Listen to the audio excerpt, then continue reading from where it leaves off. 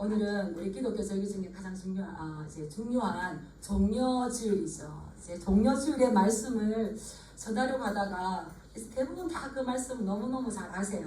잘 알아서 종려주일, 예수님의 고난, 그 십자가, 그 부활, 왜 이것이 예수님께서 우리에게 주셨는가? 왜 친히 몸소 십자가의 고난을 당해 주셨을까?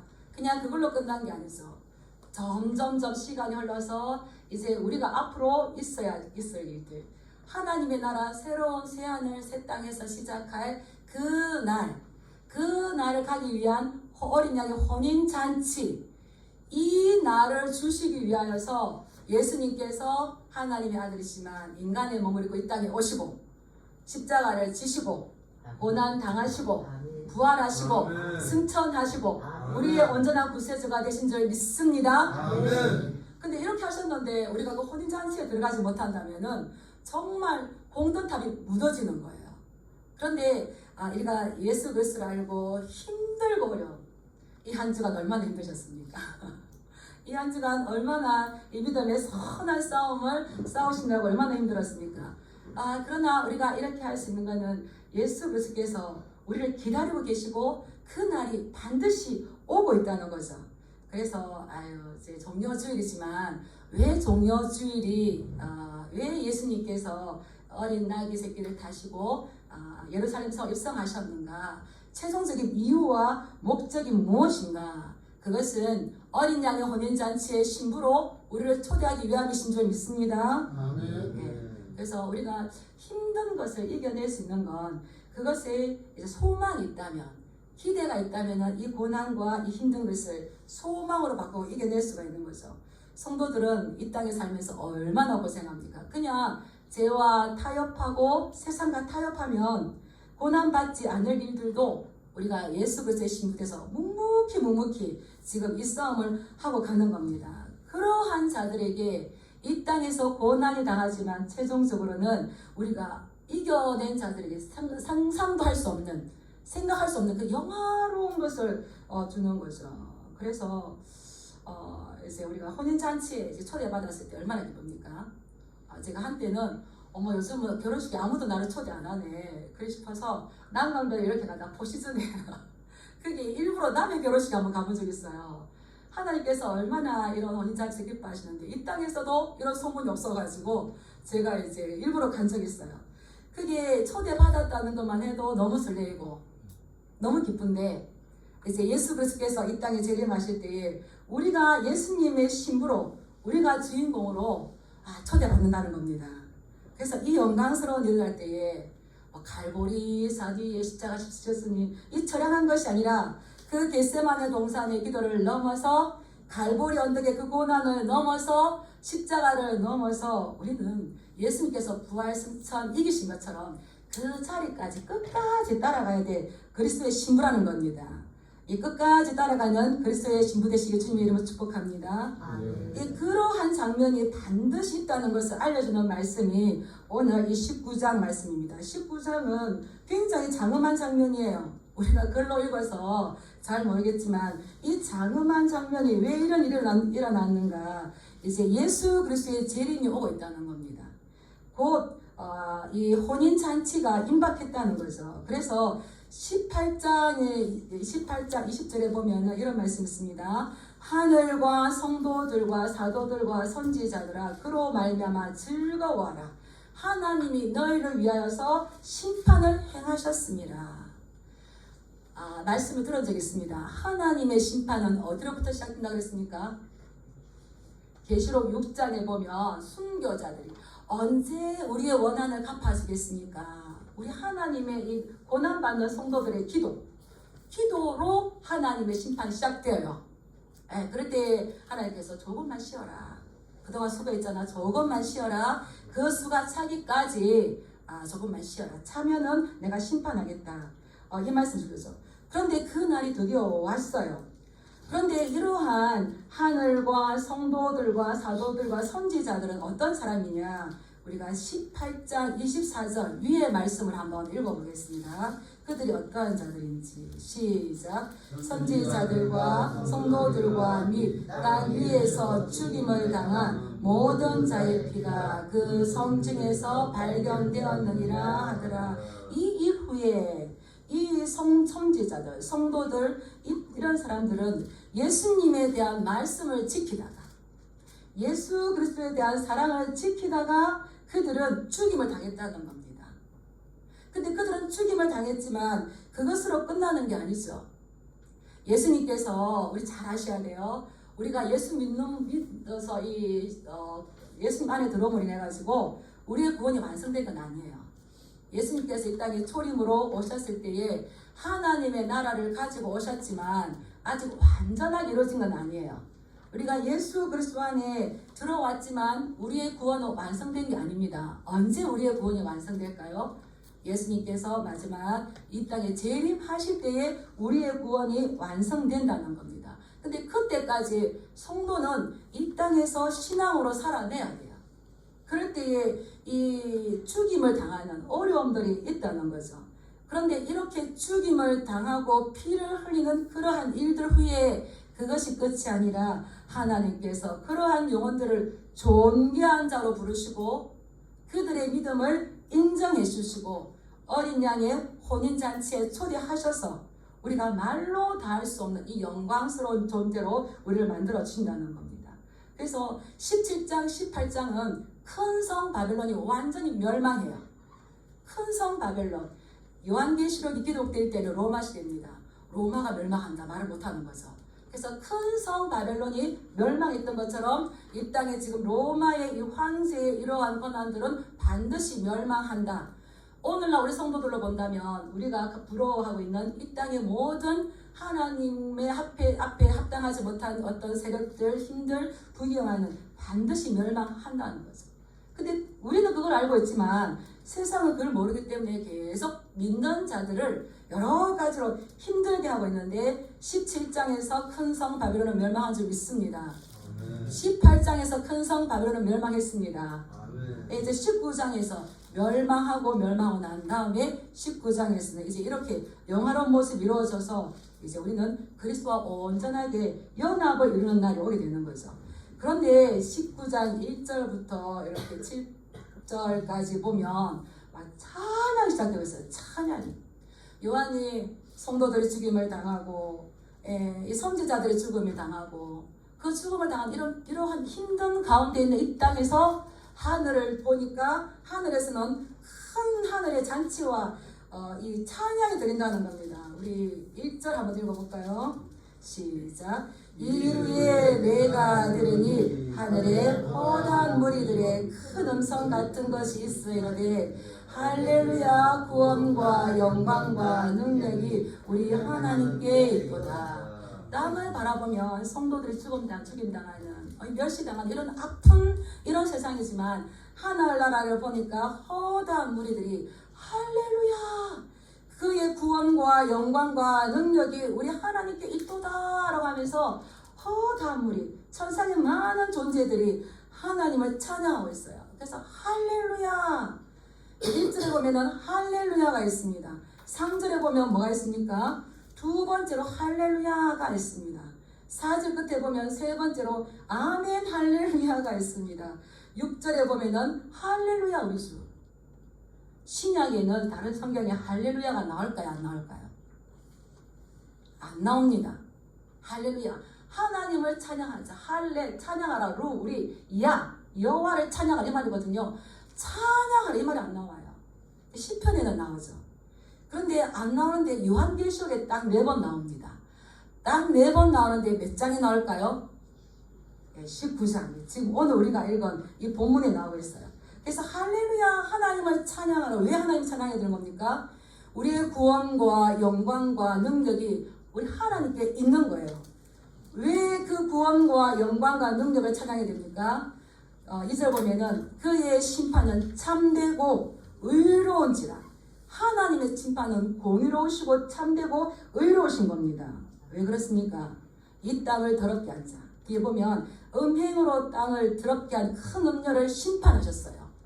음행으로 땅을 더럽게 했다는 것은 땅을 타락하게 하여서 땅을 망하게 한 자를 하나님께서 멸망시키셨기 때문에 하나님의 심판은 참되고 의로우시고 그의 구원과 영광과 능력을 우리는 찬양해야 될 줄 믿습니다. 아멘. 예. 그리고 또 두 번째 할렐루야 찬양해요. 누가 찬양합니까? 우리 4절 말씀 한번 읽어볼까요? 시작. 또 24장로와 내 생물이 엎드려 보좌에 앉으신 하나님께 경배하여 이르되 아멘 할렐루야 하니. 예, 하늘의 허다한 무리들이 천상의 존재들이 하나님을 찬양하지만 두 번째로는 24장로와 내 생물이 엎드려서 하나님 앞에 경배하고 찬양하는 겁니다. 24장로는 누굴까요? 예, 우리가 말씀을 들은 적이 있어요. 24는 구약의 12지파, 신약의 12사도로 인하여서 구원받은 하나님의 백성. 그래서 하나님의 백성인 거죠. 12 더하기 12가 24잖아요. 그렇다면 꼭 24명의 장로뿐만 아니라 구원받은 모든 백성이 하나님 보좌 앞에 엎드려서 우리를 구원하신 하나님을 내 생물과 함께 경배하고 찬양하면서 할렐루야 한다는 겁니다. 할렐루야가 세계 만국 공통어죠. 어디까지 가서 우리가 할렐루야 할까요? 천국까지 가서 하늘나라 가죠. 다른 노래 시키면 못할 건데 할렐루야 할렐루야잖아요. 예, 왜 그 하나님을 찬양합니까? 종들의 그 기도를 듣고 우리를 다 구원하신 그 하나님을 찬양한다는 겁니다. 근데 세 번째는 굉장히 또 스케일이 달라요. 우리 7절 말씀 한번 읽어보겠습니다. 6절 말씀 읽어보겠습니다. 시작. 또 내가 들으니 허다한 무리의 음성과도 같고 많은 물소리와도 같고 큰 우레소리와도 같은 소리로 이르되 할렐루야 주 우리 하나님 곧 전능하신 이가 통치하시도다. 아멘. 이거 그냥 괜히 해보고 싶었어요.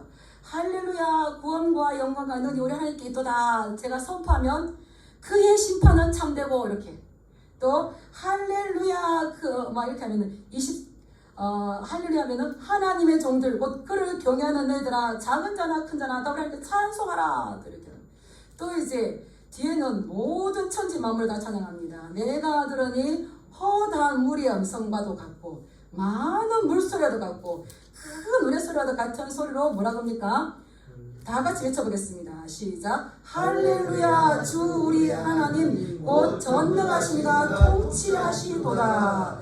마지막에는 모든 것들이 다 찬양하고 있어요. 왜 찬양합니까? 전능하신 이 곧 우리 하나님이 영원토록 통치하시고 새로운 나라가 됨을 우리가 찬양해야 되는 거죠. 여기서 보면 그 소리가 얼마나 크든지 허다한 물이 음성과도 같았다고 그랬어요. 허다한 물이. 그리고 많은 물소리. 많은 물소리 어떤 건가 또 제가 이제 모르니까 책을 봤어요. 그러니까 바다 물결이 서로 박수치면서 뛰놀면서 내는 소리. 바다가 서로 박수치면서 뛰놀면서 내는 소리가 많은 물소리랍니다. 저는 저기 태종대 앞바다요. 그 바다를 좋아해요. 가서 보면서 야 이것들 다 하나님을 찬양하네. 나도 저 찬양하는 소리 들어봐야지 하고 바다 가까이 가면 철썩철썩 하는 소리가 우리는 아름답습니까? 두렵습니까? 갔다가 엄마야 하고 들어와요. 그런데 그렇게 서로 바다 물결이 박수치고 뛰놀면서 내는 소리가 하나님을 찬양한다는 거죠. 그리고 우레소리와 같은 거는 천둥이 와르르 쿵쾅쿵쾅 하면서. 그래서 찬송가 69장 있어요. 찬송가 69장. 우리가 잘 안 부르는데 온 천하 만민 우러러 할렐루야 할렐루야. 저 빛나는 밝은 태양, 저 엄빛 나는 밝은 달, 저 가는 묘한 구름, 저 하늘 고운 저녁 노을 다 하나님을 찬양하라. 할렐루야 할렐루야 할렐루야.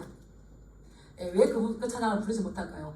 너무 심오해가지고 우리가 소화가 안 돼서 하는데 이제 이렇게 열리신 분들은 이게 시인들이 이렇게 노래하는 거죠. 찬송가 550장 있습니다. 저도 이 찬양 굉장히 좋아합니다. 3절 있어요.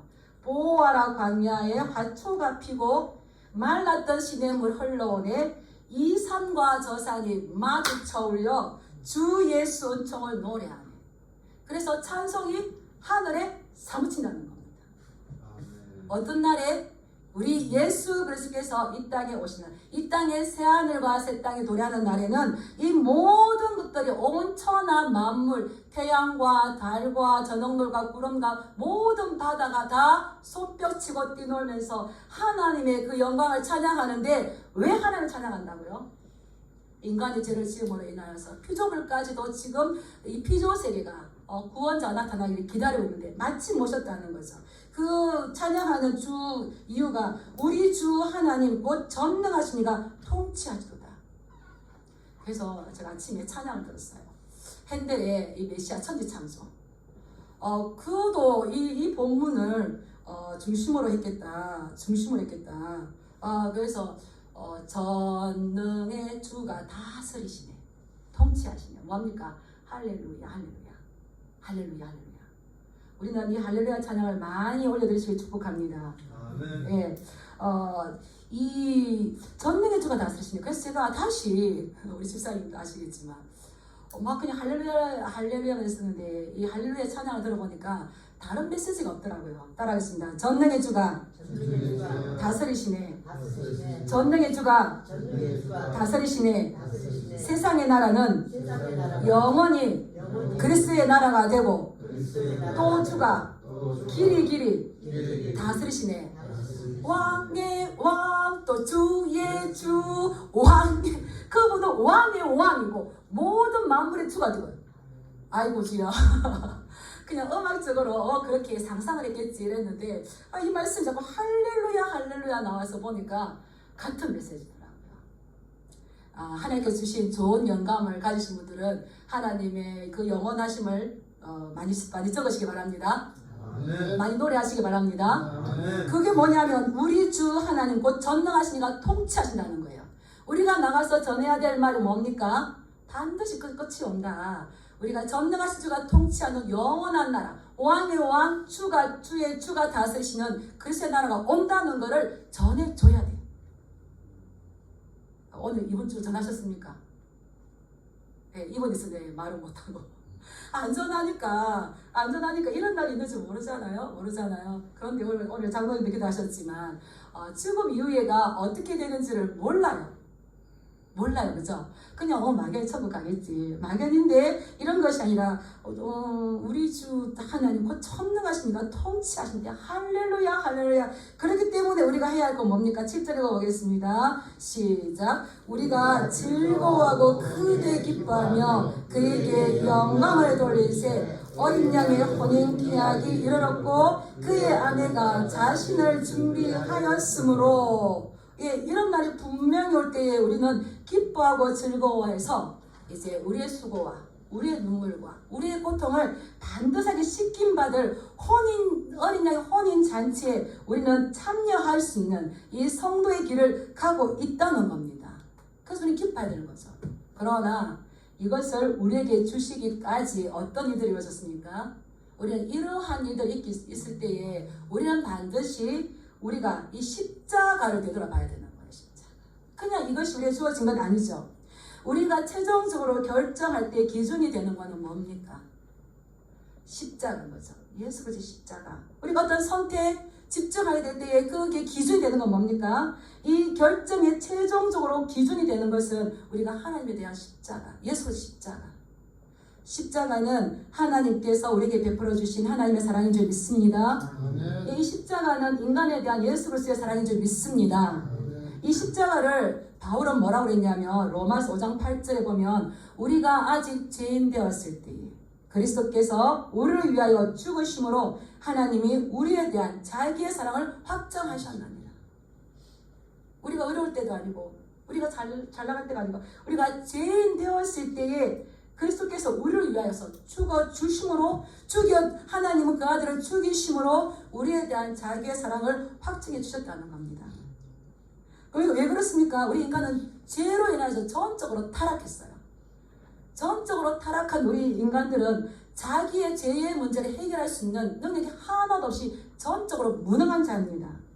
그래서 시편 14편 3절 말씀을 보면은 선을 행하는 자가 없나니 하나도 없도다. 한 주간 선을 행하셨습니까? 의로운 일 행하셨습니까? 우리가 이제는 하나님의 은혜로 행하는 줄 믿습니다. 예, 전도서 7장 20절의 말씀 보면은 선을 행하고 죄를 범치 아니하는 의인은 세상에 아주 없느니라. 네, 놀랍게도 이제 불신자들, 안 믿으시는 분들도 이것을 인정하시더라고요. 그렇지. 사람이 얼마나 많은 용심을 부리고 곤조를 부렸는지 이렇게 알아요. 그래서 이 의인은 세상에 아주 없다는 걸 알아요. 그래서 이 바울은 뭐라고 했습니까? 로마서 3장 23절에 보면 모든 사람이 죄를 범하였음에 하나님의 영광을 이루지 못하더니. 그래서 어느 누구도 의인이 없어요. 이 죄를 씻김 받아야 될 모든 이런 대상이 된다는 겁니다. 그러나 인간은 자신의 문제를 스스로 해결할 수 있다 없다? 없습니다. 욕심이 잉태한 즉 죄를 낳는 거죠. 죄를 낳는 거죠. 죄가 장성한 즉 무슨 사망. 그래서 죄의 결과는 뭡니까? 이 사망인 거예요. 그래서 우리는 반드시 이 하늘나라 가기 전에 우리가 죽기 전에 우리가 반드시 해결해야 될 것은 죄의 문제예요. 죄의 문제. 그래서 성경에서 가장 핵심되는 이 말을 죄의 문제를 해결하는 이 말씀을 요한은 뭐랬냐면 하나님의 세상을 이처럼 사랑하셨어요. 어느 자녀가 지금 험하게 그 지옥으로 끌려가고 있는 것을 그냥 그저 바라볼 부모가 누가 있겠습니까? 하나님의 세상을 이처럼 사랑하사 독생자를 주셨으니 이는 저를 믿는 자마다 뭐하지 않고 멸망치 않고 영원한 생명을 얻게 하기 위해서 독생자 예수 그리스도를 주셨다는 겁니다. 이 말은 무슨 말입니까? 우리가 서야 될 그 죄인의 자리에 예수 그리스도를 세우셔서 우리가 받아야 할 심판과 징벌을 예수님께서 대신 십자가에서 홀로 담당하게 하셨다는 겁니다. 예수님께서 그 십자가 고통 당하실 때 얼마나 힘드셨는지 몰라요. 우리가 혼인잔치를 막 기대하고 있지만 이것을 우리에게 주시기 위해서는 예수님께서는 엘리 엘리 라마 사막다니 나의 하나님 어찌하여 나를 버리셨나이까. 그 십자가에서 고통을 다 당하셨죠. 그런데 그 아래에 있던 많은 사람들을 예수님을 뭐라고 그럽니까? 네가 하나님의 아들이면 뛰어내려라. 네가 남도 구원했으면은 너를 구원해서 뛰어내리면 너를 구원하면은 우리가 네가 하나님 아들인 줄 믿겠다. 막 하던 거예요. 그리고 같이 그 죄를 지어서 같이 십자가에 못 박힌 강도들까지도 예수님을 욕했다고 그랬어요. 그래서 우리는 이 전적으로 타락한. 그래서 누가 우리의 죄를 위해서 십자가 진다고 누가 생각하겠노? 우리 또한 지금은 정말 예수님 시대 이후에 태어나면 너무 감사하죠. 그때 있었으면 우리 또한 통일하게 이렇게 하지 않았겠습니까? 그래서 우리 전적으로 타락한 우리 인간의 죄를 예수님께 전가시키고 예수님의 십자가에서 이것을 모두 담당하셨는데 예수님의 십자가 죽음은 악한 자들 때문에 죽으신 것이 아니라 저와 여러분들의 죄의 문제를 해결해 주시기 위해서 죽어주신 줄 믿습니다. 이걸 잊으시면 안 돼요. 모든 선택과 집중 가운데 이걸 잊으면 안 돼요. 그래서 예수님께서는 그 마지막에 다 이뤘다고 이제 그 영혼이 떠나가시니라 이렇게 기록되어 있습니다. 다 이뤘다. 우리가 잘 아는 테텔레스타이서. 이것은 이 상업적인 용어입니다. 예수님께서 죄인들을 구원하시기 위한 그 죄의 값을 완불하셨다는 거예요. 그래서 죄인들을 해방시켜서 구원해 줄 수 있는 이 보상금을 다 지불하셨다는 겁니다. 그래서 우리는 이제 더 이상 죄의 종로로 타는 자가 아닙니다. 사망에서 생명으로 옮겨진 자들입니다. 우리는 1차적으로 이 땅에서 죽을 때 육신의 죽음이 있어요. 그 사람들은 육신의 죽음을 많이 겁냅니다. 근데 육신의 죽음보다 더 무서운 건 뭘까요? 영혼의 죽음, 영적인 사망인 거예요. 사망이죠. 그래서 예수님께서 십자가에서 우리의 죄의 문제를 해결해 주심으로 인하여서 인류 중에 가장 큰 문제, 죄의 문제. 아담과 하와가 하나님의 말씀에 불순종함으로써 우리 인간이 전적으로 타락하게 된 이 죄의 문제를 해결해 주셨다는 겁니다. 그래서 예수님으로 인하여서 따라하고 있습니다. 하나님과 우리 사이에 틀어진 관계를 화목의 관계로 만들어 주셨다. 우리는 절대 잊으시면 안 돼요. 절대 잊으시면 안 돼요. 그러한 성도들이 이 은혜를 보고 계속적으로 어렵고 힘들어도 이 믿음 붙잡고 지나온 그들에게 오늘 본문 말씀에서는 무슨 날이 된다고요? 혼인잔치 날. 혼인잔치의 신랑은 누구겠습니까? 예수님이죠. 예수님. 신부는 누구겠습니까? 예. 이 땅에서 음료와 마귀와 이 사단의 유혹을 물리치고 따라서 끝까지 마지막까지 믿음으로 이긴 자다. 요한계시록에서는 진자에게는 말하지 않아요. 끝까지 긴자예요. 끝까지 긴자. 그래서 어머 나는 남자인데요. 김영삼 집사님 나 남자인데 끝까지 이긴 사람은 남자 성도든 여자 성도든 다 그리스도의 신부로 초대받아요. 예수 그리스도의 신부예요. 근데 우리 그들은 어떤 옷을 입는지 우리 8절 말씀 한번 읽어볼까요? 시작. 그에게 빛나고 깨끗한 세마포 옷을 입도록 허락하셨으니 이 세마포 옷은 성도들의 옳은 행실이로다. 아멘. 그냥 들어가는 것이 아니라 들어갈 때 우리가 입어야 될 예복이 있어요. 신부의 옷이 있어요. 그 옷은 이 구원의 완성을 위해서, 이 혼인잔치를 위해서 누가 준비한다고 되어 있습니까? 7절에 보면 그의 아내가 자신을 위해서 준비한다고 했습니다. 그런데 이것을 입도록 허락하신 분은 하나님이시죠. 예수 그리스도시죠. 그 옷은 빛나고 깨끗한 어떤 옷?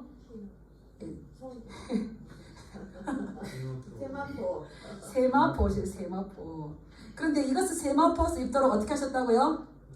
허락하셨다는 거예요. 너가 이긴 자라고 인정해 주셨다는 거예요. 그런데 우리 17장 4절 한번 가볼까요? 17장 4절. 네, 이 음녀가 입는 옷은 어떤 옷인지 한번 볼게요. 17장 4절 시작. 그 여자는 자주빛과 붉은 빛 옷을 입고 금과 보석과 진주로 꾸미고 손에 금잔을 가졌는데, 예, 우리 성도들을, 이 땅에 있는 사람들을 음행으로 타락하게 하고 죄를 짓게 만드는 그 음녀가 입은 옷은 금과 보석과 진주로 지장하고 이 자주빛과 붉은 굉장히 고급스러운 거, 이 왕들만 입을 수 있는 그런 옷을 입고 자기를 뽐낸다는 사치한다는 겁니다. 그런데 신부가 입는 가장 사치스러운 옷은 어떤 옷이에요? 세마포 옷, 삼배옷. 그래서 여기에서는 이 세마포 옷을 베시논 했는데, 이거 베시논, 음녀도 금으로 진주로 보석으로 치장한 붉고 빛나는 세마포 옷을 입습니다. 그런데 그리스도의 신부도 세마포 옷을 입는데, 천국에 가면 빛나고 화려하고 깨끗한 세마포 옷을 입을 줄 믿습니다. 아멘. 어떤 드레스를 입으시렵니까? 막 늘어지는 긴 드레스를 입으시렵니까? 쌈박한 드레스를 입으시렵니까? 그런데 오늘 말씀은 어떤 옷을 입느냐가 강조하는 것이 아니라 어떤 걸 강조하고 있습니까? 이 세마포 옷은 성도들의 옳은 행실이다. 어떤 분이 그러셨어요? 내가 꿈을 꾸었는데, 천국에 갔는데 세상에 내 옷장에 옷이 없더라. 세마포 옷이 없더라. 그래서 하나님 아직 나를 안 데리고 가는가 보다. 근데 우리가 가면 어떤 옷을 입을 것인가가 중요한 게 아니라 어떤 사람으로, 어떤 성도로 가느냐도 중요한 거죠. 그래서 그 세마포 옷은 어떤 옷이 아니라 뭐라고요? 성도들의 옳은 행실이다. 아내가 자신을 위해서, 다시 말해서 교회가 이 순간에 있을 혼인 잔치를 위해서 자기 자신을 믿음으로 단장했다는 겁니다. 이 옳은 행실은 우리가 알잖아요. 예수 그리스도 안에 들어옴으로써 원칙적으로는 그냥 우리가 의롭게 칭함을 받았습니다. 의롭지 않는데 의롭다고 칭함을 받았어요. 그런데 의롭다고 칭함받는 데서만 머물면 안 됩니다. 우리는 지속적으로 성령님의 도우심을 받아서 더 순결한, 더 정결한 신부로 더 성숙하게, 더 변화된 삶으로 나아가야 되는 것이, 이것이 신부로 부름받은 우리 성도들의 합당한 모습이라는 거예요. 지속적으로. 그럴 때 어떻습니까? 우리의 신부의 옳은 행실들, 이 신부의 옷이 만들어지고 준비되어지고 그 옷을 입고 단장되어지는 거겠죠. 옳은 행실. 그래서 저는 이것을 많이 고민했어요. 이 옳은 행실이 뭘까? 오늘 우리가 시편 15편을 한번 가보겠습니다. 우리 성도의 삶이 어떤 삶인가? 요한계시록에는 구약이 기록되었을 때, 이르시되라는 말이 없지만 구약을 너무나 잘 아는 독자들 때문에 구약이 그냥 나와 있습니다. 그렇다고 우리가 찾아가야 돼요. 성도의 옳은 행실은 무엇인가? 시편 15편에서 저는 찾아보았습니다. 우리 1절 말씀 한번 읽어볼까요? 시편 15편 시작. 여호와여 주의 장막에 머무를 자 누구며 주의 성산에 사는 자 누구오리까? 어떤 사람이 주의 장막에, 성막에, 이제 오늘 교회죠. 주의 성산에, 이제 교회죠. 하나님의 나라에. 어떤 사람이 하나님과 함께 하신 축복을 누릴 수가 있겠는가? 어떤 사람이? 우리가 이 땅에서 신앙생활 하다 보면은 그렇게 즐거운 일만 있는 게 아닙니다. 형통한 날만 있는 게 아니죠. 그때 우리가 계속적으로 불러야 될 노래가 시편 15편이라고 생각합니다.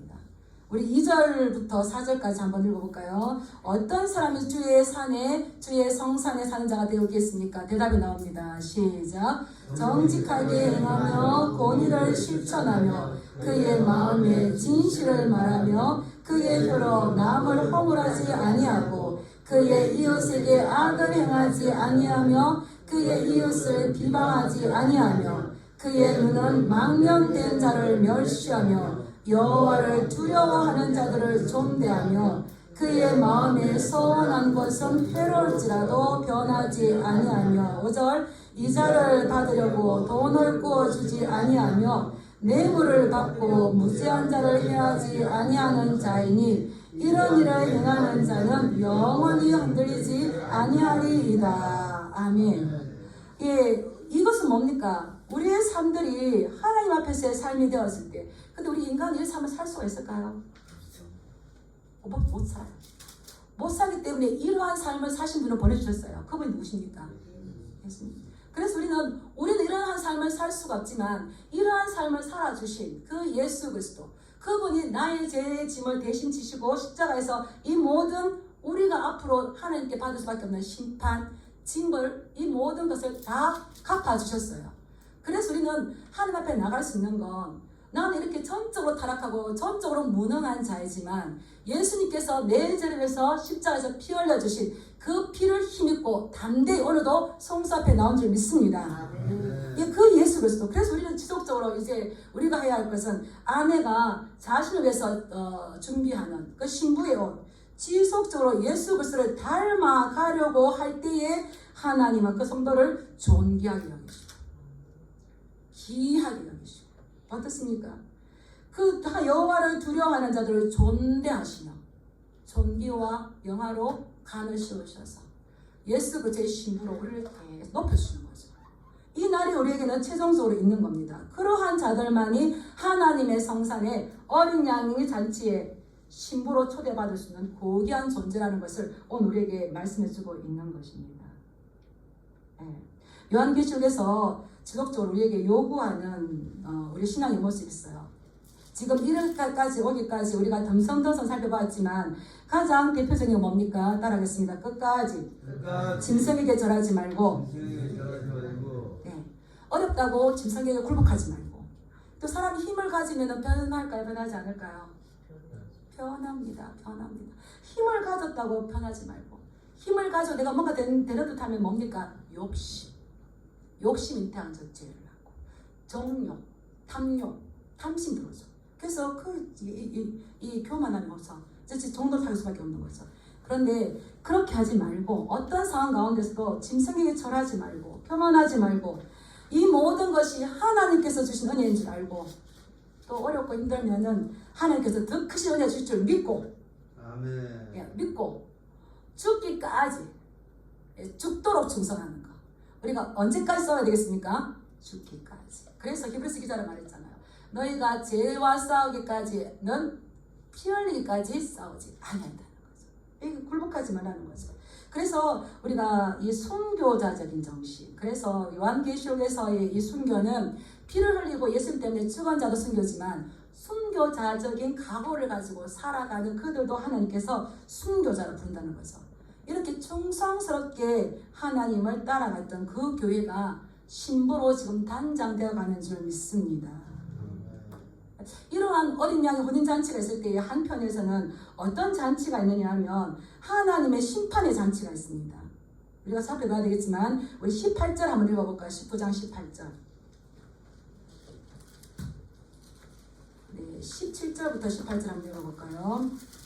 시작. 또 내가 보니 한 천사가 태양 안에 서서 공중에 나가는 모든 새를 향하여 큰 음성으로 외쳐 이르되 와서 하나님의 큰 잔치에 모여 왕들의 살과 장군들의 살과 장사들의 살과 말들의 그것을 탄 자들의 살과 자유인들이나 종들이나 작은 자나 큰 자나 모든 자의 살을 먹어라 하더라. 예수님께서 재림하셔서 어린 양 혼잔치가 될 때 이제 그들을 괴롭혔던 모든 왕과 장군과 장수들과 그 말들과 그 탄자들, 큰 자나 작은 자나 모두 하나님께서 심판하시고 심판의 만찬에 그들의 살을 누구에게 준다고요? 공중의 새들에게 와서 먹어라. 이 새들에게 고기 잔치를 줍니다. 고기 잔치. 네.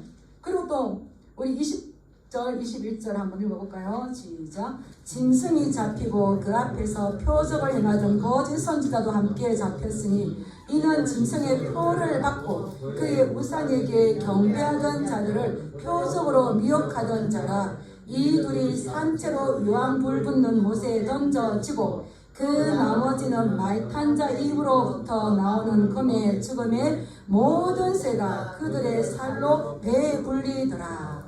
예, 이 공중에 나는 이 새들을 다시 한 번 더 이 새들의 배를 채우는 심판의 만찬 큰 잔치가 이루어지고 있다는 거예요. 한쪽에서는 어린 양의 혼인 잔치, 한쪽에서는 심판의 잔치. 그러나 이 어려움을 잘 이겨낸 성도들은 하나님의 어린 양의 혼인 잔치에 초대되어서 영원토록 안식을 누리면서 예수로서 신비한 연합을 누리면서 영생 가운데로 들어가게 되는 거죠. 사랑하는 성도님들, 우리 모두는 잊으면 안 돼요. 우리는 우리의 신랑 되시는 주님 앞에 교회에 누리는 그리스도의 신부인 겁니다. 그래서 우리가 어떤 상황 가운데든지 주님을 떠나거나 버리지 않고 우리를 정결한 신부로 단장시키시고 준비시키시는 그 예수님을 온전히 바라보고 십자가 사건을 기준으로 그 주님을 따라갈 때 좀 있습니다. 그런데 계속 우리가 살펴보았지만 이 길을 가는 건 최후의 영광의 자리가 있지만 많은 어려움들이 있어요. 많은 어려움들이 있어요. 왜 그렇습니까? 죄와 타협하지 않으려는 그 꼿꼿함이 예수님의 십자가 달릴 때도 네가 하나님 아들은 내려와 봐라. 아이고 남은 구원하는데 자기는 구원하지 못하고 온갖 비방이 있는 것처럼 우리도 얼마나 많은 비방이 있어요. 그러나 우리를 버리지 아니하시고 떠나지 아니하시고 끝까지 우리를 신부로 단장시켜 간다는 그 예수님 바라볼 때에 신부의 최고의 날은 어떤 날입니까? 따라하세요. 결혼식 날이다. 결혼식 날이다. 이걸 본다면은 신앙의 정절을 지킨 자들이 주님의 신부로 초대되어지고 그에게 빛나고 깨끗한 성부의 오른식으로 만들어진 이 세마포옷을 입힌다는 겁니다. 우리는 종려주일을 맞이해서 예수님께서 나귀를 타시고 예루살렘에 들어가셨대. 왜 들어가셨대? 왜 그럼 십자가 지시했는가? 나와 어떤 관계가 있는가? 나를 영원한 삶들 가운데서 그리스도의 신부로 높여주시기 위해서 성격하시기 위해서 그분이 오신 줄 믿습니다. 그렇다면 우리가 다시 그 날을 바라볼 때에 우리가 이 어려움들, 이 고난을 이겨낼 수 있는 당연한 이유와 목표가 생기는 거죠. 그래서 우리가 이 재림의 예수님께서 이 땅에 오실 때에 그분과 이 연합하여 영생을 누리는 그 축복까지 온전하게 들어가시는 우리 성도님이 되시길 또 우리 모두 지체가 되길 주님의 이름으로 축복합니다. 예, 기도하겠습니다.